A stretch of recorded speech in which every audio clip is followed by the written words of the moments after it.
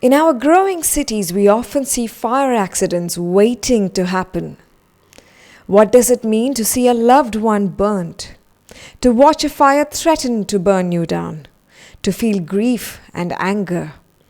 To realize the flaws and to go beyond? This is the story of Beyond Carlton. Meet Nitin, a survivor, and Uday, who lost his 23-year-old son in the Carlton fire accident that occurred less than 2 years ago. Together, they now campaign for better fire safety awareness, laws and practices. I used to work in Carlton Towers on the 7th floor, and the day the fire broke out, fortunately there were not too many people in our office. The only thing I remember is that somebody came in, he was an office boy, and he said, "Sir, let's get out of here." He did not say what had happened. So I was listening to songs, so I took off the earphones, I got up and I strolled to the reception, and I saw people just rushing out of the office, and I saw smoke started to come out of the AC vents, which is when we realized that there's a fire. And we rushed to the corridor, and Carlton is much like a hotel. So the corridors are double loaded and there is no ventilation or natural lighting. So when we reached the corridor, we realized that it's pitch black and smoke is gushing in. And our first reaction was to rush back to the windows, which is where the ventilation was. And we did that. The fire exit door was right outside our office, but we couldn't make it because there were no alarms that went off. Smoke was increasing by the second. People were panicking, and there was a crowd gathering on the road below.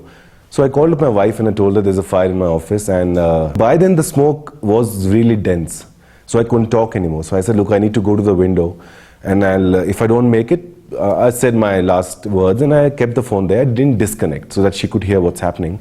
By then my colleague Benzi, who was an asthmatic, was already on the other side of the window, hanging by a cloth trying to get down. She couldn't take the smoke, so she said, I'll just climb down to the 6th floor and stand on the ledge. And I started screaming at her, saying, Benzi, don't do that, because I knew it won't work out like that.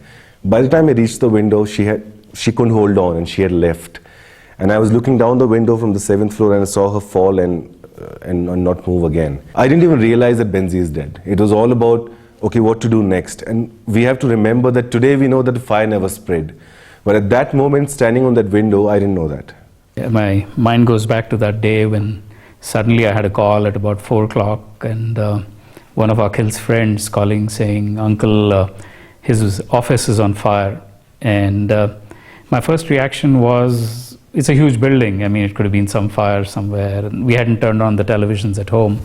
As I started driving down towards Carlton Towers, I suddenly realized that it was much bigger than I had expected. We just couldn't move. The roads were all blocked, and it was about 5:30 by the time I reached there, and the traffic was just choked. And then I started calling him and he wasn't taking my calls. His number just kept ringing, and finally at about 5:45, when I was getting closer to Carlton Towers, this girl who was his friend called me and said, it's no point you trying to get to Carlton Towers. They moved all the injured to Manipal Hospital. I went straight into casualty, and there wasn't, Akhil wasn't around. And then I went around to the reception saying, that's my son and that's his name.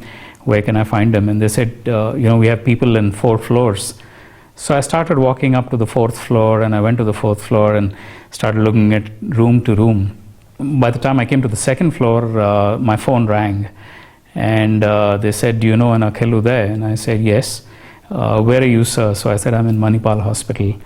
And that's when they asked me to come to the -1, which is the basement. And I had no clue what was there in -1, but when I landed up at -1, I saw the board there said mortuary. It was shocking. I was possibly the first few people to have landed up there.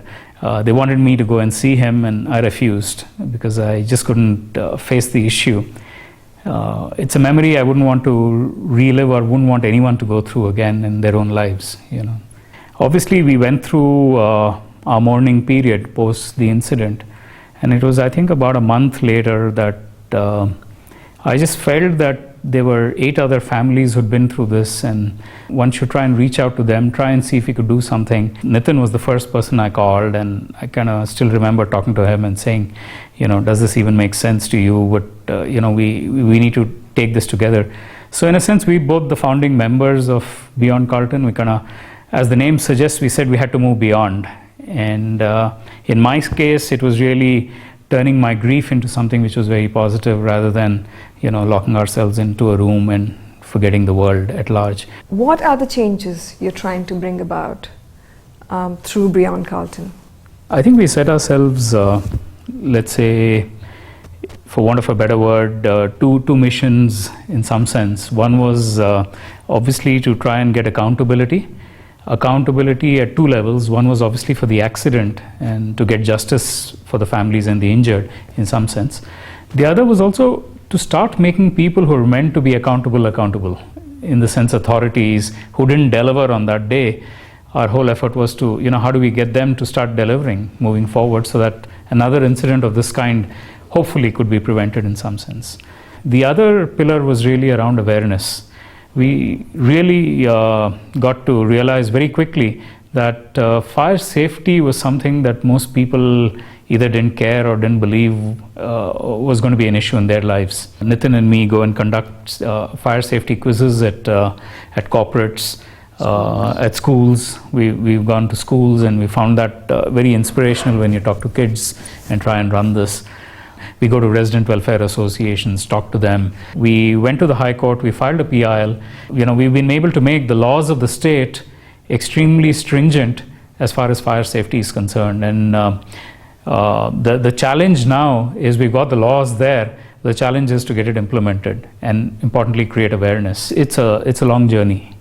And I think we've just got off the blocks, if I should say so.